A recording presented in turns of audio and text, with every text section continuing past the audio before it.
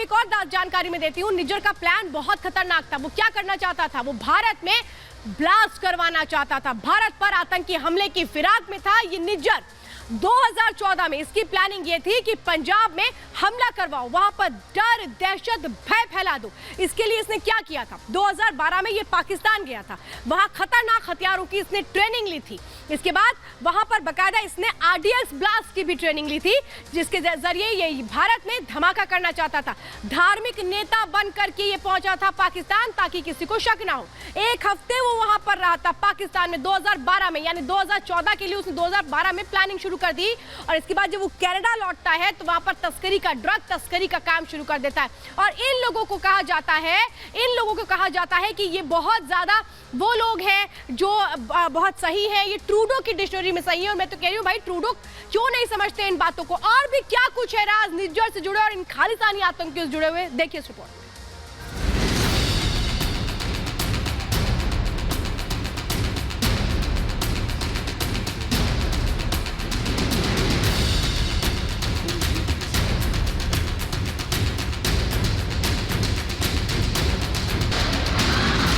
In the meeting with the CSIS director about our inability to get more concrete information about this kind of thing. ये बयान है British Columbia के premiere David Eby का, जिसने भारत के खिलाफ Trudeau के झूठे दावों की पोल खोल कर रख दी है। ट्रूडो के विश्वसनीय आरोपों के दावों की हवा निकाल दी है।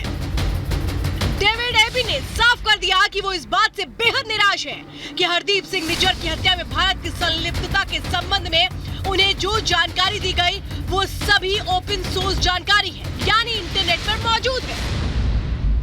The only briefings that I've been able to receive from CSIS are what are called open information briefings or open source briefing. We got a briefing from the director, which was, as I say, open source information, and then that was it.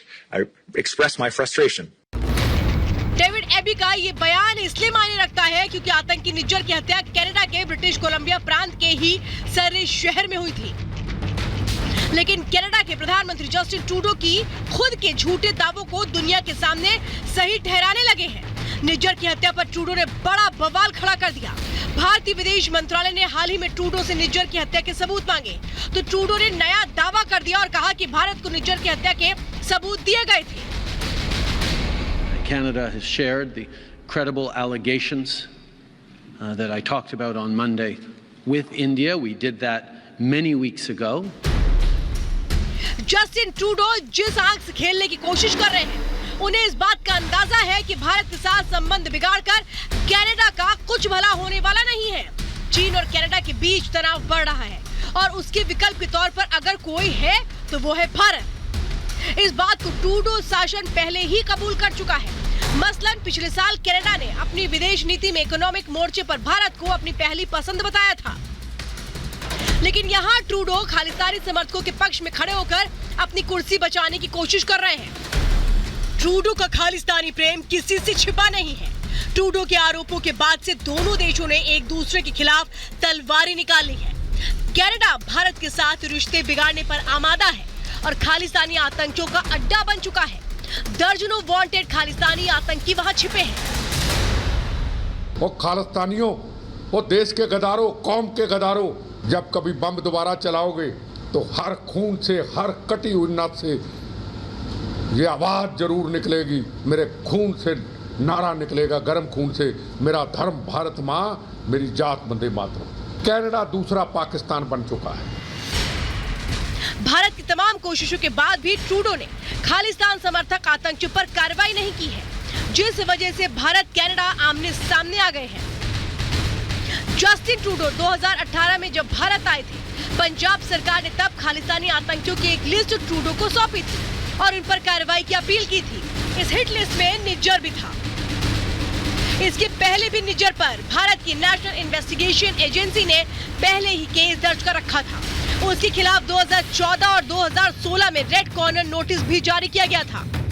इसके बावजूद निज्जर को 2015 में कनाडाई नागरिकता दे दी गई। साफ है, बार बार आतंकियों की जानकारी देने के बाद भी ट्रूडो शासन ने उन पर कार्रवाई नहीं की। ठीक वैसे ही जैसे भारत की चेतावनी के बावजूद पाकिस्तान नहीं मानता। इससे समझा जा सकता है कि ट्रूडो ने निज्जर के मुद्दे पर भारत पर उंगली उठाकर अपना ही नुकसान कर लिया। अब ट्रूडो अपनी ही गलतियों में फंसते नजर आ रहे हैं। अगर वो इसी रास्ते पर चलते हैं तो अमेरिका से भी अपनी दोस्ती खो बैठेंगे। Bureau report, Republic. तो देखिए